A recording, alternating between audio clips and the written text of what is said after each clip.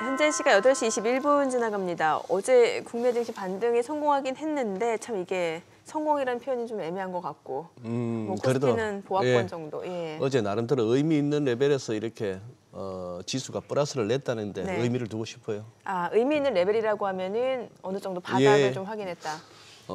제가 예전에 정민앵커 진행하시고 제가 패널로 나올 때 아마 수시로 했던 얘기가 네. 볼 레벨 봐야 됩니다 했잖아요. 아, 그런 얘기. 특히 차트로 분석 많이 하시니까. 그렇죠. 예. 기술적으로 보자면은 어제 뭐 한 2,429포인트였습니다만 한 2,425, 28 그 언저리가 이렇게 이번에 하락세에서 이렇게 일단 한번 접힐 만한 레벨이었으니까요. 이게 이제 최종 바닥인지 아닌지를 또 이제 가늠해가는 그런 과정이지만 어제 미국 장을 보더라도 미국채 금리 많이 올랐거든요. 네네. 그런데도 다 좋았잖아요. 특히 나스닥도 많이 올랐어요. 예. 그러니 오를 자리에서는 딴 게 뭐라 해도 못 오르죠.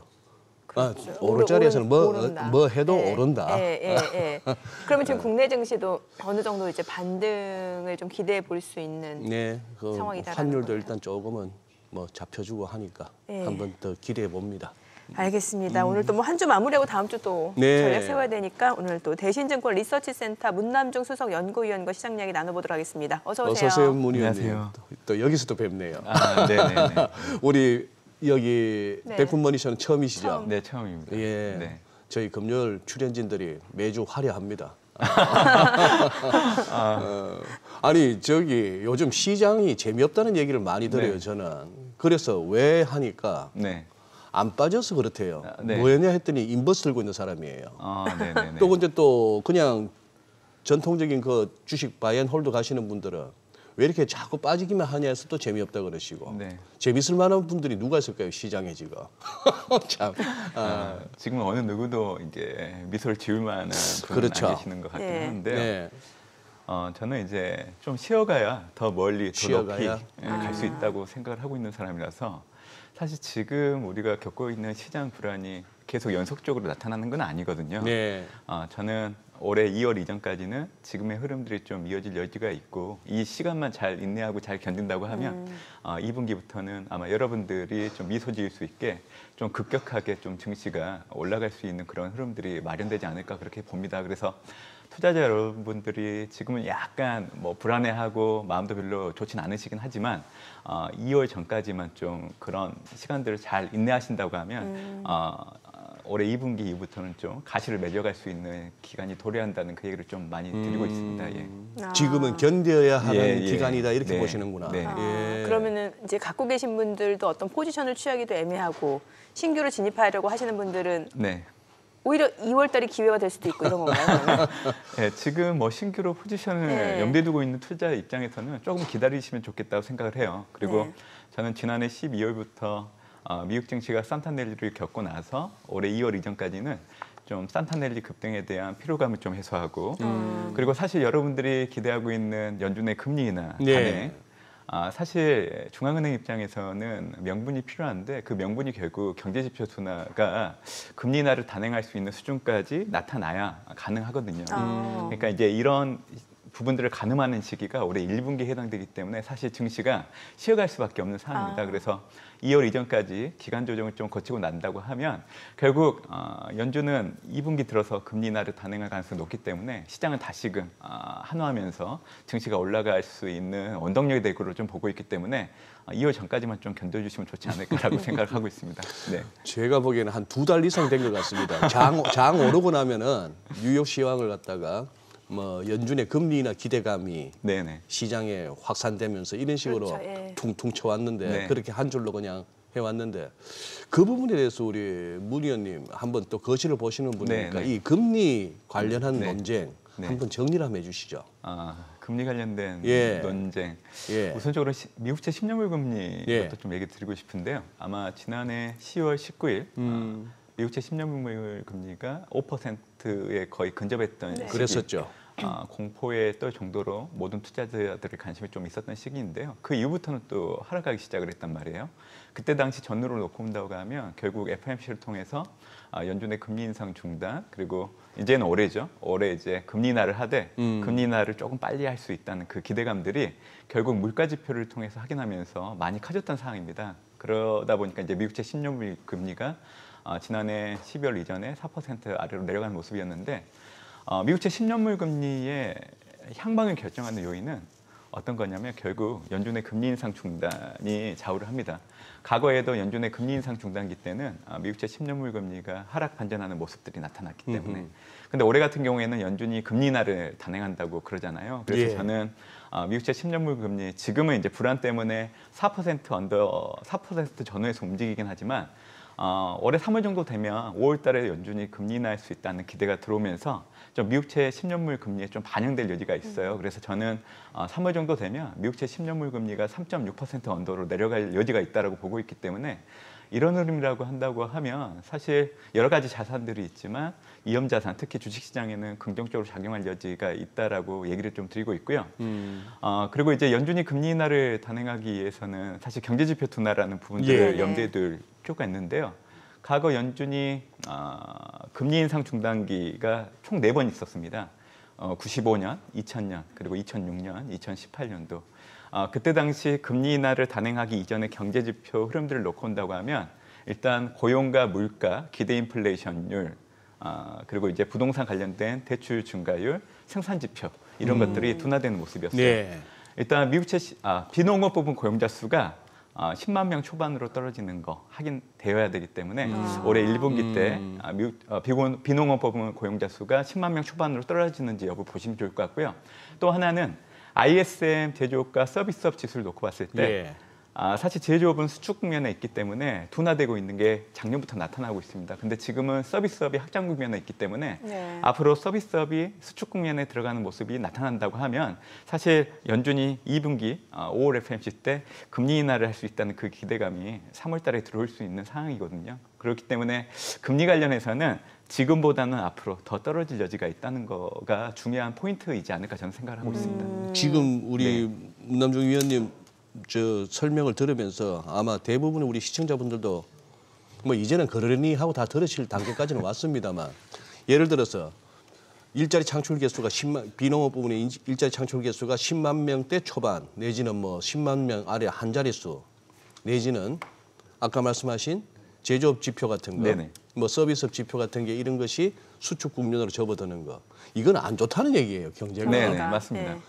경제가 안 좋은데 그렇게 하면은 연준이 금리를 내릴 수밖에 없을 거니까 증시가 오를 것이라는 이 논리가 꽤나 오래된 논리긴 합니다만 가장 많이 듣는 질문이에요. 그러니까, 제가 이렇게 얘기를 하면 그러면 이제 저는 또 이런 식으로 얘기를 드리죠. 사실 팬데믹 이전과 이후를 놓고 봤을 때 기존에 우리가 경제지표를 해석하는 것들이 한 번도 일관성 있게 맞아본 적이 없어요. 그래서 지금 한국 같은 경우에는 2년 전부터 단순하게 미국채 10년물과 2년물 역전을 두고 미국이 조만간에 경기 침체 들어간다는 보도들이 엄청나게 쏟아졌거든요. 근데 지금 현재 놓고 온다고 하면 미국 경제 지표들은 오히려 견고하게 더 잘 나오고 있단 말이에요. 그래서 저는 투자자 여러분들이 팬데믹 이후에 미국 경제 지표를 해석할 때는 팬데믹의 투자 환경을 반영해서 해석을 해야 되는 부분들이 있기 때문에 이번에도 경제 지표 둔화, 금리 인하를 놓고 앞으로 좀 미국 경제가 뭐 경기 침체에 들어질 정도로 나빠지는 거 아니냐라고 생각을 하실 수 있는데, 연준이 금리 인하를 하되 그 금리 인하를 할 수 있는 수준 정도까지만의 경제지표 둔화를 저는 얘기를 좀 드리는 거예요. 그리고 올해 같은 경우에는 미국 대선이 있기 때문에 바이든 행정부 입장에서는 재선을 해야 되기 때문에 지금 현재 미국 경제를 유지하거나 아니면 조금 더 개선되는 형태로 가야 되기 때문에 올해 같은 경우에는 이 금리 인하라는 이 명분 자체가 과거와 달리, 그러니까 경기 둔화를 앞두고 선제적인 예방 조치가 아니라 현재 실물 경제를 더 안정적으로 유지하는데, 그리고 자산 효과를 끌어올리면서 바이든 행정부가 재선하기 위한 그 목적이 더 크기 때문에 해석을 좀 달리했으면 좋겠다는 얘기를 좀 많이 드리고 있는 상황입니다. 그러니까 연준 입장에서는 금리를 인하할 수 있는 명분 정도의 경기지표 둔화, 그리고 실물 경기 자체는 침체는 아니고 연착륙 정도 가능한 정도의 지표 수준이다. 이렇게 예상을 하시는 거네요. 그래서 5월 달 정도에 연준이 금리를 인하할 것이다. 저는 그렇게 봅니다. 아, 5월달. 더 뭐 놀랄만한 얘기도 좀 드리면 지금 시장 불안 그리고 연준의 조기 금리 인하 기대감이 후퇴됐음에도 불구하고 CME 패드워치 2를 보면 네. 여전히 올해 3월달 금리 인하를 한다는 시장 기대는 유지되고 있거든요. 다만 경제 지표가 잘 나오게 되면 그 확률값이 떨어지고 있는 상황이고 올해 총 6번 결국 또 최종 정책 금리는 3.75에서 4까지 보고 있어요. 네. 근데 연준은 사실 매분기 발표되는 수정 경제 전망을 통해서 사실 가이드던스를 주고는 있는데 사실 일반 투자자들이 그 테이블까지 보기는 어렵다 보니까 전망하는데 어려움이 있는 상황이죠. 그래서 이제 저는 작년 12월에 발표된 수정 경제 전망을 가지고 올해 연준의 통화 정책을 저의 정성적인 부분을 가미해서 좀 말씀을 해드리면 5월달 첫 금리 인하를 하고 미국 대선 이전까지 총 4번 금리 인하를 하되 150bp 정도 내려서 미국 대선 이전까지 최종 정책 금리를 4에서 4.25 정도까지 맞출 수 있다라는 얘기를 좀 드리고 있어요. 이 얘기는 지난해 12월 발표된 수정 경제 전망에 올해 최종 정책 금리의 중위값만 여러분들이 보시는데 사실 레인지가 중요해요. 근데 레인지를 보시면 연준은 올해 하단을 3.9로 제시를 했단 말이에요. 이 얘기는 뭐냐면 연준이 올해 금리 인하를 할 때 3.9 정도까지는 염두에 두고 밴드를 제시한 겁니다. 근데 3.9라는 거는 160bp예요. 근데 연준은 항상 금리를 내리게 되면 25pp, 50pp, 75pp씩 내리거든요. 네네. 그렇기 때문에 150pp 정도 올해 연준이 금리를 내리는 걸 염두에 두고 있다는 것도 좀 생각을 하시면 좋을 것 같고요. 150pp 내리면 또 미국이 경제 침체에 들어가는 거 아니냐라고 얘기를 하시는데요. 그렇게 내려봤자 금리 레벨은 4에서 4.25 여전히 높습니다. 그렇기 때문에 올해는 예상보다 연준이 큰 폭으로 금리를 내릴 수 있는 투자 환경이 마련될 여지도 있기 때문에 여러분들이 투자하고 있는 위험자산에 대한 전망에 대해서 좀 긍정적으로 가지고 가셔도 저는 좋겠다는 생각을 드리고 있어요. 우리가 뭐 매번 이 시간에 이제 미국 얘기 먼저 하고 또 우리 시장 따집니다만 어떻게 문 의원님 보시기에 미국은 미국이고 우리는 어떻게 보세요? 우리 경기는 우리 경기나 우리 현 금리 상황, 금리 레벨. 네, 뭐 지난해 올해 뭐 경제 성장률만 비교를 해보면 지난해가 1.4 그리고 올해는 2.2% 정도 추정이 되고 있기 때문에 경제 민간에서는 오히려 더 낮게 보던데. 맞습니다. 뭐 보시는 기관마다 분석하는 요인들이 다르다 보니까 전망치가 좀 달라질 수 있지만 수차 레벨은 작년보다는 좀 올라가기 때문에 경제분이 좀 완만히 개선되는 부분들에 대해서는 좀 인정을 해야 될 것 같고요. 저도 사실 한국 경제에 대해서 작년까지 상당히 좀 의심을 갖고 좀 본 부분들이 있는데 결국 우리나라의 경제, 주식시장 흐름을 좌우하는 건 결국 수출 증가율입니다. 근데 지난해 12월을 기준으로 놓고 봤을 때 우리나라의 전체 수출 증가율이 3개월 연속 플러스를 보이고 있는 흐름을 놓고 온다고 하면 일단 우리나라 경제 올해에 대해서 좀 약간 믿음을 좀 가져야 되는 흐름으로 가지고 있지 않나라는 생각을 좀 해보고 있고요. 특히 반도체 가격이 지난해 10월 이후 개선되고 있는 양상이기 때문에 그래서 올해 전반적인 경제 흐름은 지난해보다는 좀 나아질 수 있다라는 생각을 좀 해보고 있고요. 지금 한국은행의 기준금리가 3.5잖아요. 근데 최근 발표된 우리나라의 소비자 물가를 보면 3.2 정도까지 내려왔어요. 보통 정책금리보다 소비자 물가가 낮게 되면 이거를 실질정책금리가 플러스로 전환됐다는 얘기를 좀 많이 드리는데요. 제가 작년에 주식시장을 긍정적으로 얘기해드렸던 가장 큰 핵심은 실질정책금리가 양해값으로 전환됐기 때문에 그 얘기를 드렸던 경우입니다. 왜냐하면 작년 2월에 미국의 근원 PC가 정책금리보다 내려오기 시작을 했고 5월 달에 4가지 물가지표가 모두 정책금리를 하회하기 시작하면서 미국 증시가 큰 폭으로 올라가기 시작을 했거든요. 결국 지금 한국의 기준금리와 물가를 놓고 봤을 때 기준금리 아래에서 물가가 있기 때문에 이 상황이 올해 계속 유지된다고 하면 올해 우리나라 증시는 사실 하방 경직성이 상당히 높아질 수 있는 흐름으로 갈 수는 있다라고 저는 생각을 해요. 다만 뭐 우리나라 증시가 얼마까지 간다라고는 얘기는 안 해요. 저는 그냥 하방 경직성이 좀 높아질 수 있다는 정도로 얘기를 드리고 있는 상황입니다. 네, 앞서 지금 연준이 이제 주목하는 지표가 고용하고 물가하고 기대 인플레이션.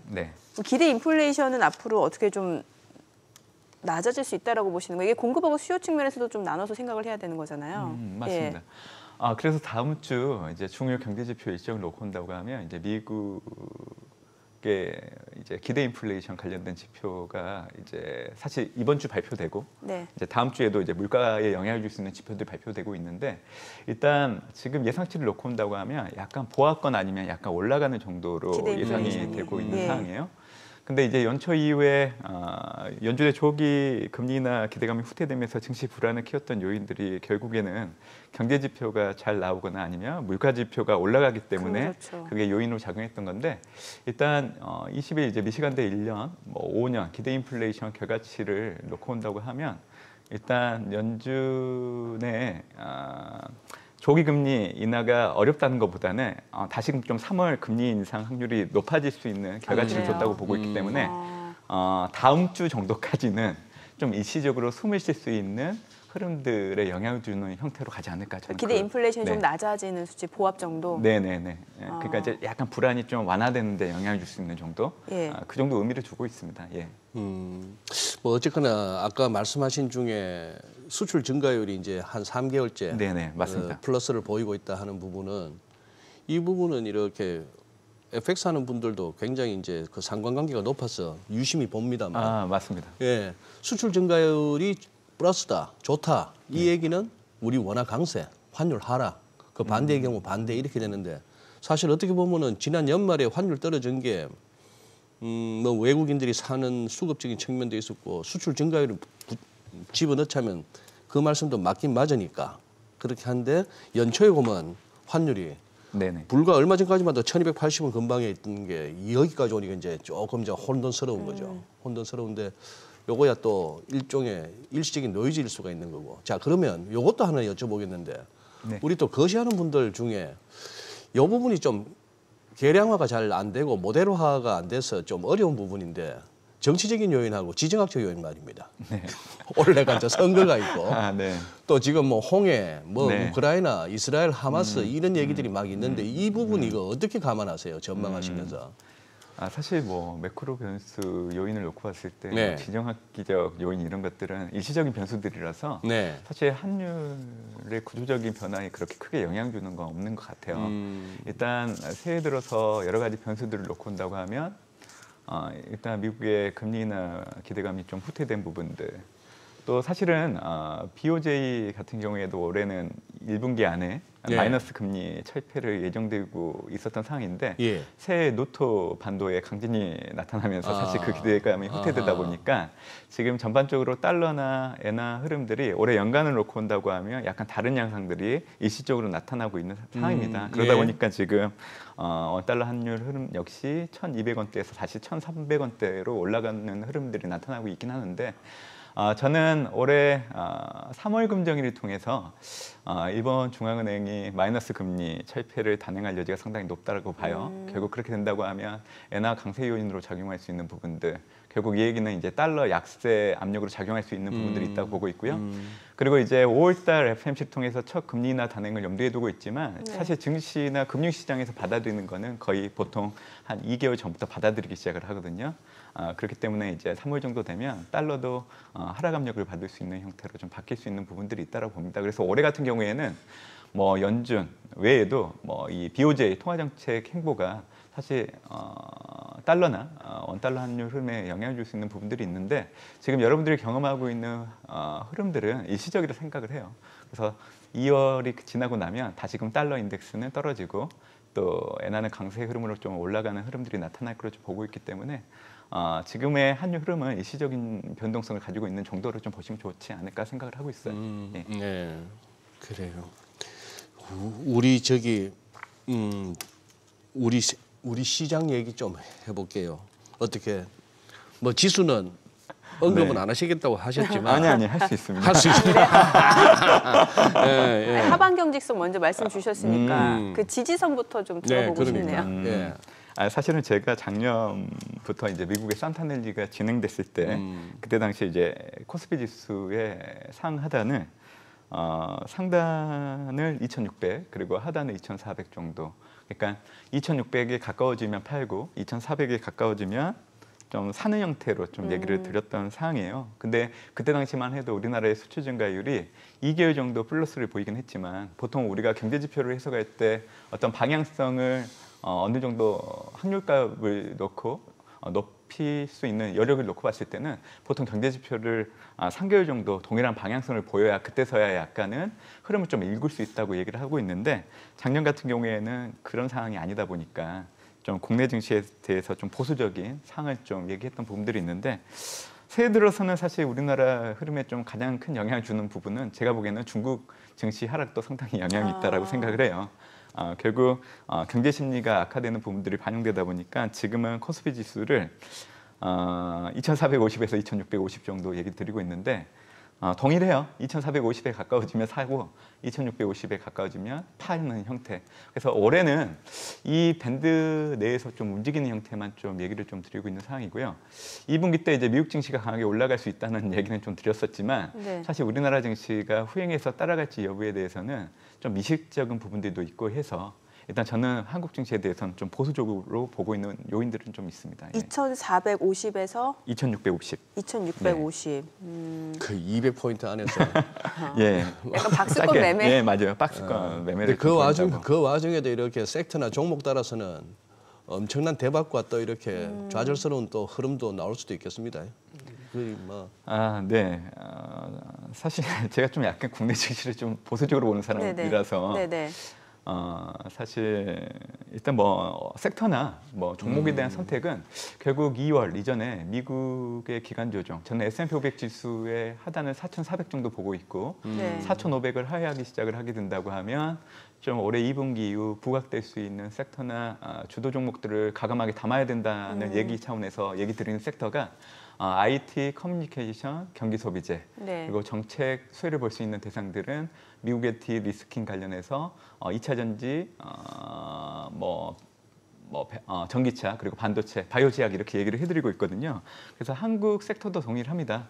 올해 2월 이전에 기간 조정의 하단에서는 성장주 성격이 큰 섹터를 중심으로 좀 담는 게 좀 중요하다 생각을 좀 해드리고 있는 거고.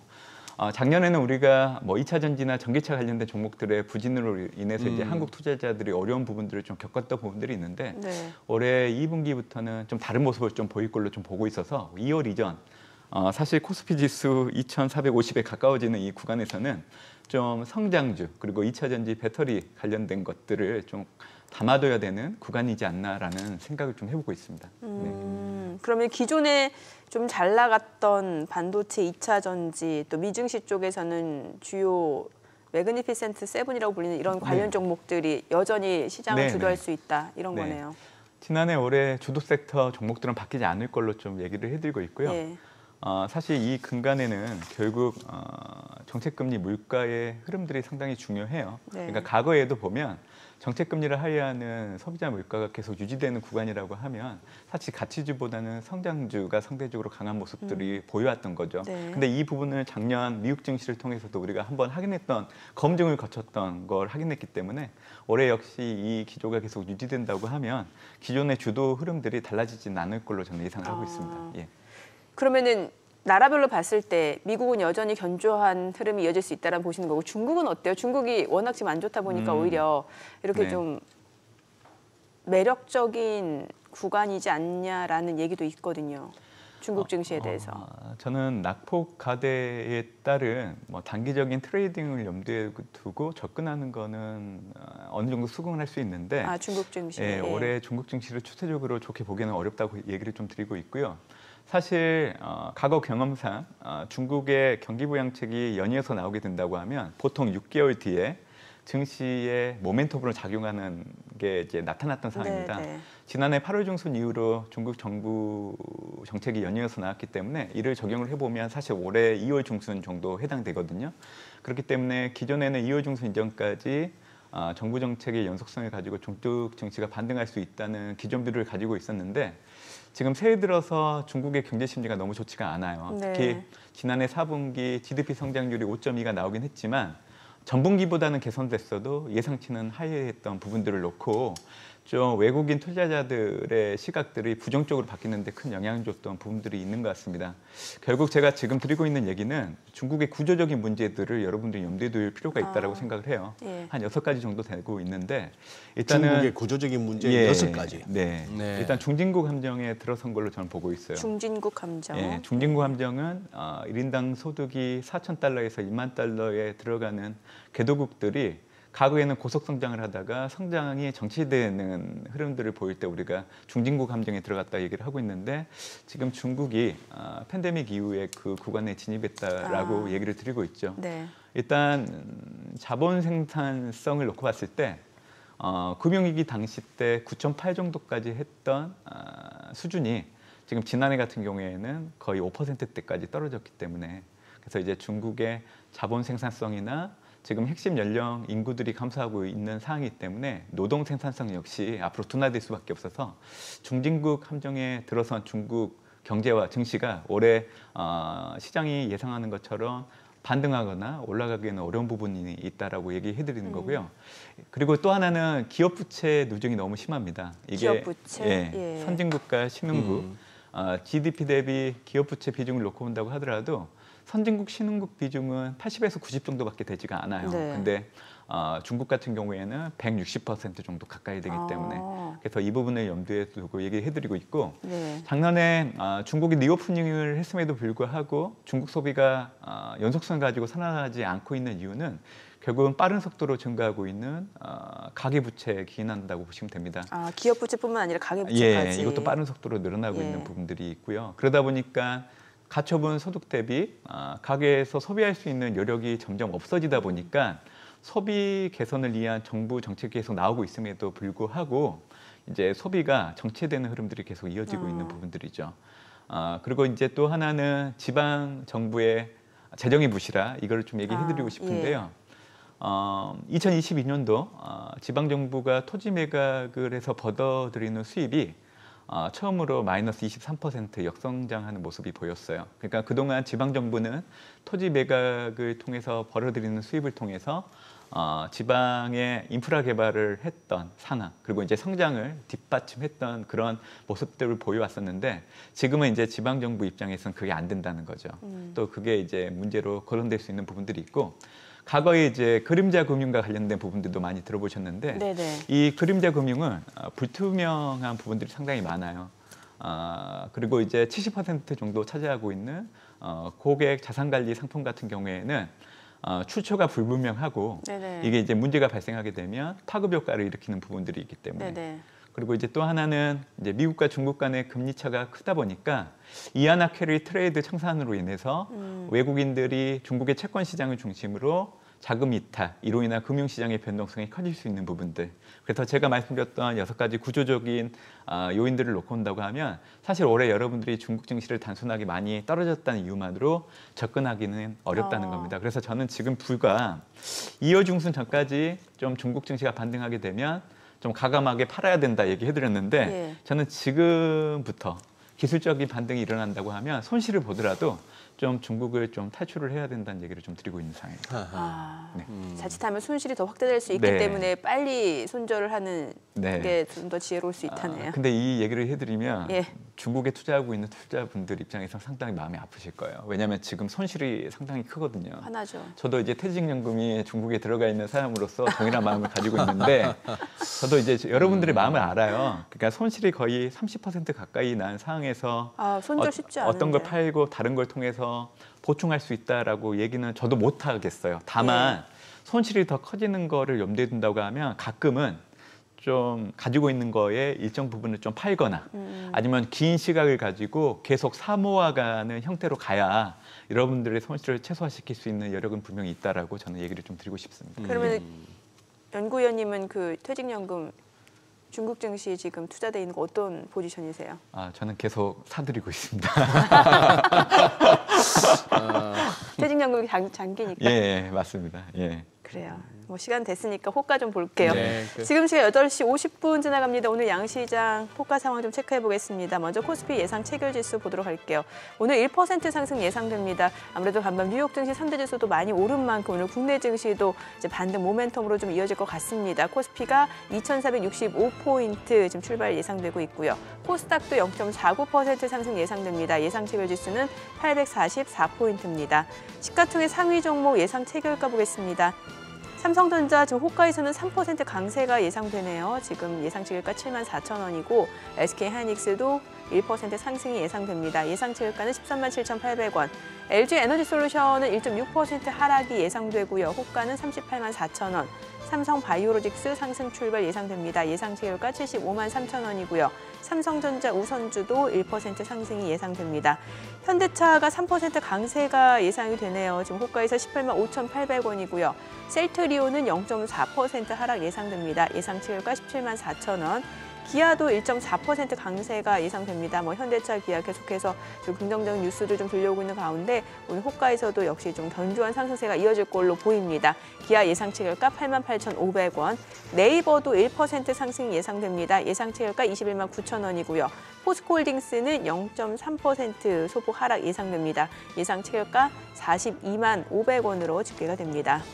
코스닥 시가총액 상위 종목 예상 체결가 보겠습니다. 에코프로비엠이 오늘 지금 호가에서는 아직까지는 뚜렷한 움직임 나타나지 않고 있고요. 에코프로도 마찬가지고 LNF가 0.5% 상승 예상됩니다. 예상 체결가 202,500원. HLB가 1% 상승이 예상됩니다. 예상 체결가 46,700원. 알테오젠도 1.8% 상승이 예상되죠. 예상 체결가는 84,400원이고요. 셀트리온제약은 1.3% 하락이 예상됩니다. 예상 체결가 95,000원이고요. HPSP가 오늘 3.7% 강세가 예상됩니다. 예상 체결가 45,700원. 레인보우 로보틱스가 1% 상승이 예상됩니다. 예상 체결가는 168,700원이고 리노공업 2.7% 강세 예상되죠. 호가는 204,500원. JYP 엔터테인먼트는 소폭 하락이 예상됩니다. 자, 이제 개장까지 7분 남았는데요. 일단 오늘 양시장 또 상승이 예상됩니다. 뉴욕 증시 그럼 또 워낙 좋았고 아무래도 네. 좀 커플링을 좀 기대해 볼 수는 있을 것 같네요. 그렇죠. 네. 예. 오늘은 예상 체결지수 미십니다. 믿습니다라고. 네, 믿습니다. 소장님이 저렇게 얘기하면 약간 불안한 게 참. 참. 네.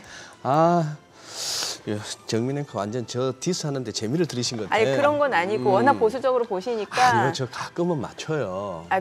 차트 기술적으로 결정적일 때는 맞춰요. 예, 기술적으로 봤을 때 이제 볼 레벨을 봤으니까 충분히 하루 이틀 좀 시차가 있어 그렇지. 예. 하루 이틀 레깅인가요? 근데 그 거래하시는 분들에게 그 하루 이틀의 시차는 꽤 큽니다. 그럼요. 특히 단기 트레이딩 하시는 분들은 더더욱 그렇고요. 그래서 제가 예전에 딜러로서 실패했던 게 하루 이틀의 시차가 컸단 말이죠. 갑자기 과거. 그 스탑 한도를 갖다 안 지키면 안 되니까. 네.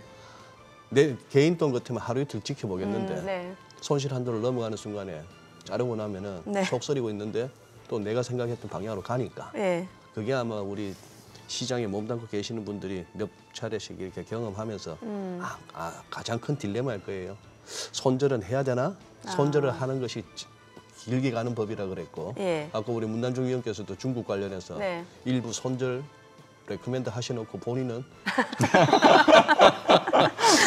퇴직연금이니까 이게 늘 어려운 얘기입니다. 예, 그러니까. 그러게요. 그 투자 포지션에 따라 전략이 다 달라지는 거니까. 예. 그래서 요즘 투자자분들한테는 어떤 얘기가 가장 좋을까요? 저는 잠깐의 반등을 놓고 다시금 또 주식시장을 긍정적으로 볼 이유는 없다라고 얘기해드리고 싶고요. 다음 주까지는 아마 투자 심리가 좀 살아나는 흐름들은 이어질 수 있습니다. 왜냐하면 다음 주 이제 발표되는 경제 지표를 놓고 온다고 하면 이제 미국의 지난해 4분기 GDP 속보치 예정되어 있고 또 26일에는 이제 지난해 12월 달 PC 근원 PC 결과가 발표가 되는데 GDP는 전분기보다는 좀 부진한 결과치가 예상이 되고 있어요. 전분기가 4.9였는데 이제 지난해 4분기가 1.8이니까 결과치는 상당히 떨어지는 흐름들. 그리고 이제 PC 물가 추이를 놓고 온다고 하더라도 일단 헤드라인 PC는 전월과 동일한 2.6% 정도, 또 근원 PC 같은 경우에는 오히려 소폭 하락하는 모습이 기대되고 있는 흐름들.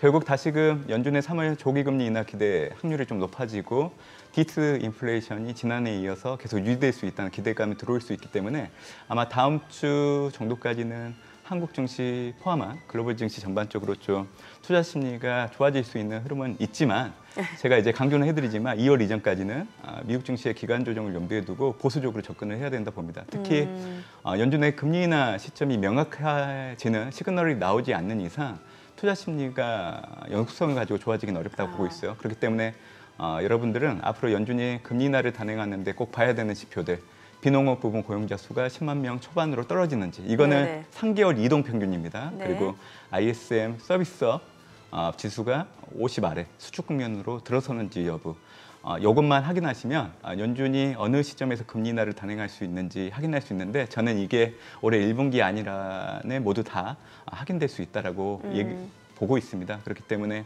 3월 이후부터는 좀 긍정적으로 바라보는 그 투자 환경이 마련되기 때문에 일단 그 이전까지는 일시적인 기술적인 반등에 대해서 너무 한호할 필요는 없다. 그 얘기를 좀 드리고 있습니다. 네. 약간 2월까지는 조금 기간 조정을 염두에 두는 보수적인 전략.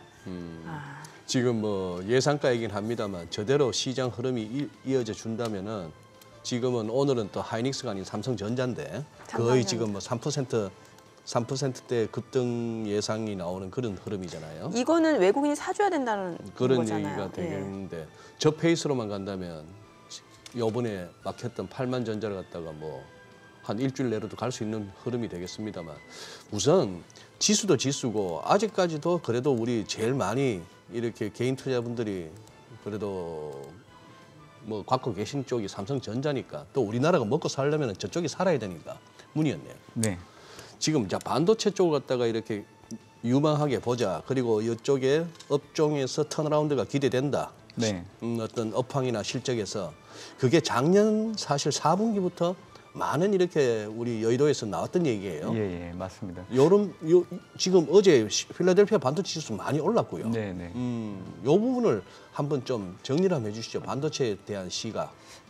사실 말씀해 주신 것처럼 이런 부분들을 지난해 연말 때 한국 증시가 선반영한 부분들이 상당히 커요. 작년에 선반영했다. 네. 그러다 보니까 새해 들어서 미국 쪽 부정적 뉴스에 한국 증시가 크게 흔들렸던 한 가지 이유였다라고 저는 생각을 하고 있고요. 네.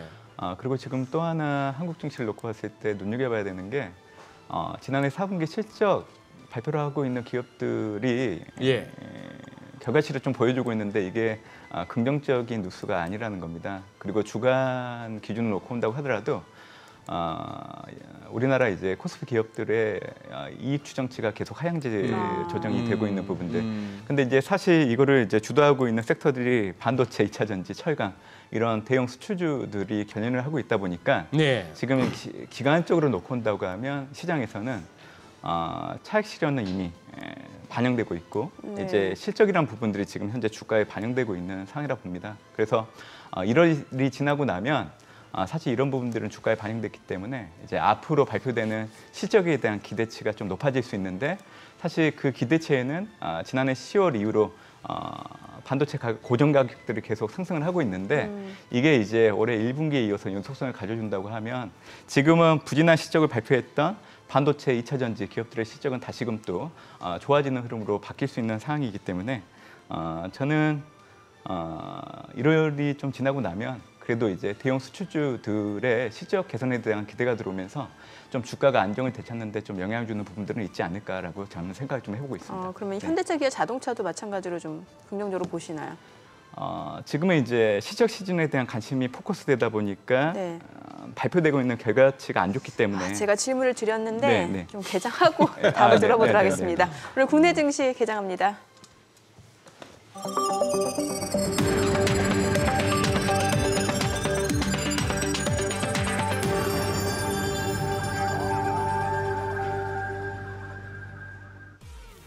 1월 19일 금요일 국내 증시 개장했습니다. 어제 코스피 강보합권에서 마무리가 됐습니다. 반등에 성공하긴 했습니다만 반등 폭은 다소 좀 미미한 수준이었고 다만 간밤 뉴욕 증시 3대 지수 모두 많이 올랐고요. 특히 나스닥이 1% 넘게 올라줬습니다. 주요 기술주들 강세를 나타내고 있는 상황이고요. 오늘 국내 증시도 이제 반도체주를 중심으로 시장 상승이 이어질 것으로 예상이 되는 분위기인데 과연 또 오늘 출발 상황은 어떤지 좀 지수부터 확인을 해보도록 하겠습니다. 먼저 코스피입니다. 1% 넘게 올라갑니다. 2,468포인트, 호가와 좀 비슷하게 1% 넘게 반등을 보여주고 있고요. 코스닥도 1% 지금 상승입니다. 849포인트입니다. 양시장 지금 1% 강세 보여줍니다. 시가총액 상위 종목 시초가 보겠습니다. 삼성전자 2% 올라갑니다. 73,400원이고요. SK하이닉스도 1.4% 상승합니다. 138,100원. 대만 TSMC 실적이 굉장히 좋았다는 측면에서 뉴욕 증시에서도 반도체 관련주들이 강세를 보여줬고 필라델피아 반도체 지수 많이 올랐고요. 오늘 국내 증시 쪽에서도 반도체 섹터 대장주격이 두 종목이 강세를 나타내고 있는 상황이죠. LG 에너지솔루션 0.9% 올라갑니다. 39만 4천 원이고요. 삼성 바이오로직스가 지금 강보합. 삼성전자 우선주도 2% 강세입니다. 59,700원이고요. 현대차도 1.3% 상승합니다. 18만 2,500원에 거래되고 있습니다. 나흘 만에 반등이고요. 외국계 창구 쪽에서 매수 주문 들어오네요. 셀트리온이 1.5% 올라갑니다. 17만 7,200원. 포스코홀딩스도 1% 상승합니다. 42만 7천 원이고요. 네이버도 1.8% 상승합니다. 22만 500원이고요. 기아도 1% 올라갑니다. 8만 8,200원에 거래되고 있습니다. 코스닥 시가총액 상위 종목 시초가도 보겠습니다. 에코프로비엠이 지금 2거래일 연속 상승합니다. 지금 1.38% 상승으로 29만 3천 원이고요. 에코프로도 1.3% 상승합니다. 59만 3천 원. LNF는 보합이고요. HLB가 0.76% 올라갑니다. 4만 6,550원. 알테오젠이 1% 떨어집니다. 8만 2,100원이고요. 셀트리온제약 1.8% 상승합니다. 오랜만에 좀 반등 보여줍니다. 9만 8,300원이고요. HPSP가 3.4% 강세입니다. 역시 반도체 섹터가 좋네요. 4만 5,800원이고요. 상승폭이 조금 더 늘어난 것 같고요. 레인보우 로보틱스가 1.4% 올라갑니다. 16만 9,200원. 리노공업도 지금 5% 강세입니다. 최근에 주가 견조하게 상승세를 보여주면서 시가총액 10위권 내에 올라선 상황이고 현재 주가는 20만 9,500원. JYP 엔터테인먼트도 2% 강세입니다. 8만 4,400원에 거래되고 있습니다. 오늘 시장에서 또 역시 견조하게 상승을 보여주고 있는 섹터 종목 보도록 하겠습니다. 온디바이스 AI 관련주들이 다시금 올라갑니다. 제주반도체가 7% 강세, 22,800원이고요. QRT가 6% 강세입니다. 24,200원. 그리고 칩스앤미디어가 3.4% 강세, 33,300원이고요. 텔레칩스도 2% 올라갑니다. 29,900원. 오픈엣지 테크놀로지도 4% 강세 23,400원이고요. 삼성전기도 2.8% 올라갑니다. 리노공업도 앞서 보셨죠? 4.7% 강세고요. HPSP도 4% 강세, 가온칩스, 퀄리타스 반도체도 3.7% 올라갑니다. 네페스아크도 지금 현재 4% 강세고요. 지금 오늘 온디바이스 AI 관련주들 줄줄이 강세 흐름 이어지고 있는 상황이고 온디바이스 AI뿐만 아니라 CXL 관련주도 올라갑니다. 컴퓨터 익스프레스 링크죠. 네오셈이 7% 강세 1,950원이고요. 오킨스전자 4.3% 강세입니다.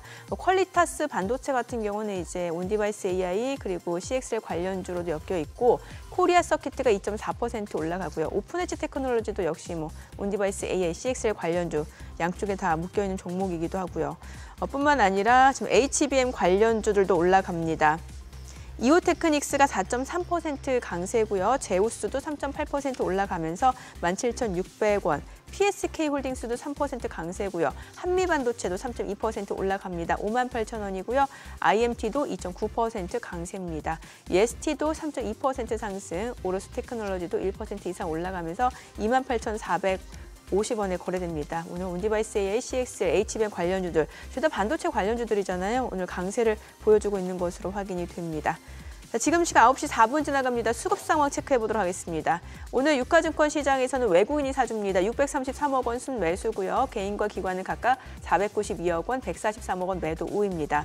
코스닥에서는 지금 개인과 기관이 삽니다. 각각 189억 원, 150억 원 순매수고요. 외국인은 288억 원 매도 우위를 나타내고 있습니다.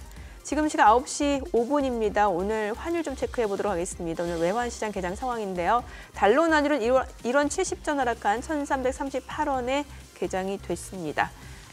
오늘 그래도 뭐 시장 기분 좋게 올라가네요. 개장가는 딱 NDFC에서 반영했는데도 그러고 나서 몇 분 안 됐습니다만 뭐 낙폭이 3원 이상 커지네요, 환율이. 또 여기가 어제 또 롱플레이 하다가 그거 했더라고요. 또 뭐 일부는 차익 실현일 거고 또 일부는 이제 롱스탑까지도 나오고 해서 저기 우리은행의 민경원 연구원이 참 이 데일리 시황 제목을 재밌게 다는 연구원이거든요. 오늘 제목이 그러네요. 모나서 정 맞았고요. 당분간 눈칫밥 먹어야겠고요. 이게 이제 외환 시황 FX 데일리 시황 제목입니다. 그러니까 이제 당분간 이제 눈칫밥 먹어야 된다는 얘기가 외환 시장에서는 이제 당국 개입하고 플레이어들 간에 이제 신경전이 펼쳐졌다 이런 얘기 같아요. 뭐 이렇게 다만 조금 찝찝한 거는 국내 시장에서는 지금 우리 채권 시장에서의 금리가 조금 미국채 시장 반영하면서 금리가 좀 오르고 있습니다. 그러니까 환율은 증시하고 같은 방향으로 우호적인데 금리가 좀 이렇게 오르고 있고 미증시도 금리 올랐어도 미증시 올랐는데 미국에서도 국채 금리 제법 올랐는데 그냥 증시는 그냥 그거 했단 말이죠. 그러니 아까 우리 문 의원께서는 3.6% 10년물 기준으로 그렇게 이제 예상을 하셨는데 그 3.6%라고 하는 중장기적 전망을 향해서 간다에 저도 동의는 합니다만 중간 과정이 순탄할까 싶어가지고 말입니다. 그 전에 현대차도 제가 여쭤봤는데 그 마무리도 못 지었는데 뭐부터 대답하실래요? 현대차 오케이 그거부터. 현대자동차. 아까 반도체 쪽 반도체 수출주 얘기하다 보니까 반도체만 또 수출주가 아니니까. 제가 말씀드린 기준은 이제 우리나라 영업이익 추정치가 하향 제정되고 있는 대상들을 놓고 본다고 하면 이제 뭐 반도체, 2차 전지 그리고 철강 중심으로 좀 이루어지고 있는 상황이어서 이게 지금 현재 이제 국내 증시를 놓고 판단을 할 때 심리적으로 좀 영향을 주는 부분들이 있는데 이런 부분들이 이제 2월이 지나고 나면 어느 정도 좀 희석화될 여지는 있다라고 생각을 하고 있습니다. 참고로 자동차는 우리나라 경제를 견인하는 주축으로 올라선 지가 꽤 됐어요. 그러다 보니까 수출 증가를 통한 해당되는 기업들의 실적은 매 분기마다 가이던스를 상회하는 좋은 흐름들을 좀 보이고 있기 때문에 이런 흐름들은 올해도 방향성 측면에서는 계속 이어질 여지는 있다라고 생각을 합니다. 그래서 반도체에 대한 관심들도 많긴 하지만 현대차, 기아차 주가가 많이 떨어졌을 때는 사실 담아야 되는 대표적인 종목이라고 저는 생각을 하고 있지만 워낙 이제 국내 증시에서는 반도체, 2차 전지에 대한 관심이 너무 많으시기 때문에 이제 그 얘기를 좀 우선적으로 얘기해드렸던 거고요. 미국채 10년물 금리가 제가 3.6 아래로 내려갈 수 있다는 시점은 올해 3월입니다. 지금 1월 달 제가 상적으로 내려간다는 얘기는 아니에요. 혼동이 있을 것 같아서 좀 구분을 해드리는 거고요. 지금 현재 미국채 10년물 금리가 올라가는 거는 일시적인 상황을 반영해서 그러는 겁니다. 결국 미국의 금리 인하 시점이 3월이 아니라 5월 또 5월도 아닌 6월 달로 옮겨갈 수 있다는 기대가 들어오다 보니까 이게 금리가 튀어오르는데 영향을 주고 있는 부분들이에요. 근데 이거는 경제지표 둔화를 통해서 확인될수록 미국의 이제 금리 인하 시점이 가까워지고 있다는 시장 해석이 높아진다고 하면 미국채 10년물 금리는 자연스럽게 떨어지는 요인이기 때문에 여기에 대한 관심들이 높아지는 시점은 저는 3월 정도 염두에 두고 있기 때문에 그 얘기를 좀 드리고 있고요. 제가 미국채 10년물 금리 향방을 결정짓는 중요 변수는 분명히 연준의 이제 금리 인상 중단 그리고 금리 인하 사이클이 시작하게 되면 과거 경험상 미국채 10년물 금리가 하락 반등하는 모습들은 항상 확인됐기 때문에 저는 이 방향성을 염두에 두고 여러분들이 좀 관심을 가지면서 살펴보셨으면 좋겠다 해서 좀 얘기를 드리고 있는 상황입니다. 이제는 뭐 미국 이거는 뭐 큰 뉴스거리도 안 되고 이 나라 뭐 그러려니 하고 이렇게 된지 이상한 나라 된지 오래됐습니다만 지금 오늘이 19일입니다만 이게 지난번에 그 예산안 뭐 단기적으로 연장해서 그 기한이 왔어요. 근데 이걸 또 얼추 지금 들리는 얘기로는 미국의 이제 공화당, 민주당 양당 지도부 이제 또 추가 2달 연장 합의했답니다. 이건 무슨 쪽대본도 아니고 미국의 예산이 이렇게 가고 있습니다. 뭐 별일이 있겠습니까? 이러니까 또 셧다운 얘기 또 나오는데 우려가 아직도 살아있다는 둥. 근데 지금 얘기해 주시는 것도 보면 매년 우리가 이제 듣다 보니까 이제는 이미 결론을 다 알고 계실 거예요. 우려에서 끝나더라고요. 맞아요. 우려에서 끝난다. 우려하다가 막상 진통을 좀 보이다가 결국에는 협상을 통해서 합의에 이르거든요. 극적인 타결. 맞아요. 이렇게 나와요. 그래서 저는 매년 반복되는 거라서 사실 뭐 임시 예산안 관련된 부분들이 노이즈로 작용할 여지는 없다라고 생각을 하고 있고 일단 상원에서 3월 8일까지 임시 예산안 통과에 대해서 통과를 시켰기 때문에 앞으로 이제 하원 그리고 백악관 승인은 원활하게 이루어질 여지가 있다고 생각합니다. 그렇기 때문에 올해 역시 뭐 미국의 셧다운 회피 가능성은 여전히 높다고 그렇게 좀 보고 있기 때문에 그냥 큰 의미를 둘 필요는 없다고 저는 생각하고 있습니다. 예. 그래요. 혹시 선거 관련해서 은근히 여쭤봐도 될까요? 미국 선거. 예, 말씀하셔도 됩니다. 저는 이미 언론을 통해 가지고 벌써 어느 분이 된다고 얘기를 좀 하고 있는데 그래요. 시장의 흐름과는 좀 많이 다르다 보니까 좀 약간 궁금해지네요. 믿진 않으시더라고요. 누가 된다고 보시는 거예요? 사실 지난해 12월 달 마지막으로 치러진 전국 여론조사를 보면 여전히 바이든 대통령이 공화당 후보들과 양자 대결 구도에서 여전히 부진한 모습을 좀 보이고 있어요. 예, 여론조사에서는 많이 밀려요. 예, 그러니까 현직 대통령의 프리미엄이 올해는 이제 통하지 않고 있는 흐름이긴 하는데 이런 여론조사 결과만 치우치다 보니까 일방적으로 트럼프 전 대통령이 올해 당선될 여지도 있다라는 얘기를 좀 많이 하시는데요. 네네. 지난해 11월 달에 미국에서 선거가 치러졌는데 그 4개 선거 모두 민주당이 압승을 했거든요. 일종의 보궐선거 비슷한 거? 네, 오하이오주에서는 낙태법을 두고 주민 투표가 이루어진 부분들이 있고 또 뭐 펜실베니아에서는 주 대법관 선거 그리고 이제 주지사 선거도 이제 켄터키주에서 이루어졌고 등등 해서 이제 4개 정도 선거가 치러졌는데 그때 당시 공화당 내 교외 지역에 거주하고 있는 대학 교육을 받은 여성분들이 공화당으로 등을 돌리면서 이게 이제 민주당 표결로 이제 이어지다 보니까 4개 선거에서 모두 이겼던 사례가 있습니다. 그래서 저는 여전히 미국의 민심이 민주당에 향해 있는 상황이기 때문에 단순하게 여론조사 수치를 가지고 학답을 하기에는 어렵다고 얘기를 드리고 있고요. 과거에 정권이 바뀌고 나서 그 해당 대통령의 그 현직 대통령 프리미엄이 없더라도 그 재선했던 확률이 상당히 높은 게 있기 때문에 일단 내년도 바이든과 공화당 내 대표는 사실 별 사유가 없다고 하면 트럼프가 후보로 이제 결정이 될 걸로 좀 보고 있는데 치열한 경선 끝에 좀 바이든 재선 가능성도 상당히 높다라고 얘기 드리고 싶고 투자자분들이 좀 알아두실 부분이 있어요. 뭐예요? 지금 현재 올해 5일달 콜로라도 주에서 이 트럼프 대선 출마 자격을 좀 박탈하려고 하는 상고를 올렸는데 앞으로 이제 연방 대법원에서 판단을 할 겁니다. 근데 연방 대법원은 총 9명 중 6명이 보수 성향을 가지고 있고요. 그 6명 중에 3명이 트럼프 전 대통령이 임명을 했기 때문에 상소가 기각될 여지가 있습니다. 그렇기 때문에 이건 크게 문제는 안 되는데 이제 중요한 거는 내란죄 재판 관련해서 지금 현재 연방 대법원이 심리를 일단은 거부를 하고 있는 상황이에요. 내란죄. 그래서 이제 연방 항소법원에 지금 계류되어 있는 상황이긴 하는데 연방 대법원이 이 판결 시점을 올해 대선이 끝나고 나서 치러도 되는 상황이에요. 만약에 트럼프가 당선이 되게 된다고 하면 법무부 장관을 통해서 내란죄 혐의에 대해서 지워버리면 되기 때문에 사실 트럼프 입장에서는 지금 현재 내란죄 재판과 관련돼서는 크게 염려를 안 하고 있는 상황이에요. 그러니까 이런 상황들을 놓고 온다고 하면 공화당 내 대선 후보로서 트럼프가 결정될 확률이 상당히 높고 올해 치러지는 대선을 놓고 온다고 하면 바이든 대통령이 고령의 나이임에도 불구하고 여전히 민심은 민주당으로 향해 있기 때문에 저는 이제 바이든 대통령이 재선된 확률이 높다라고 저는 예상을 하고 있습니다.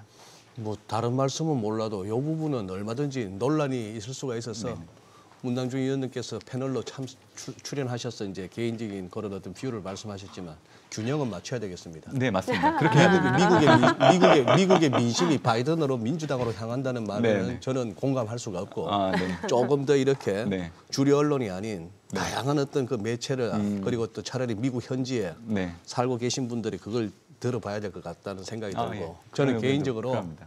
지금 현재의 구도 트럼프 전 대통령이 공화당 후보로 그리고 현 대통령인 바이든이 민주당의 후보로 현재로서는 그런 구도인데 그 구도로 해서 11월 달에 제발 선거나 치를 수 있었으면 좋겠습니다.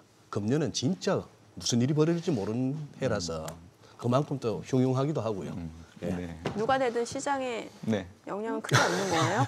시장은 많이 달라질걸요. 누가 되느냐에 따라서. 트럼프가 당선된다고 하면 아마 올해 우리가 투자하고 있는 자산 가격들의 하락률이 올해 4분기 때 두드러지게 나타날 걸로 좀 보고 있기 때문에 사실 트럼프 대통령이 재선되는 게 경제든 증시 흐름에서는 안정적인 가장 좋은 대안이라고 저는 생각을 좀 해보고 있는 상황입니다.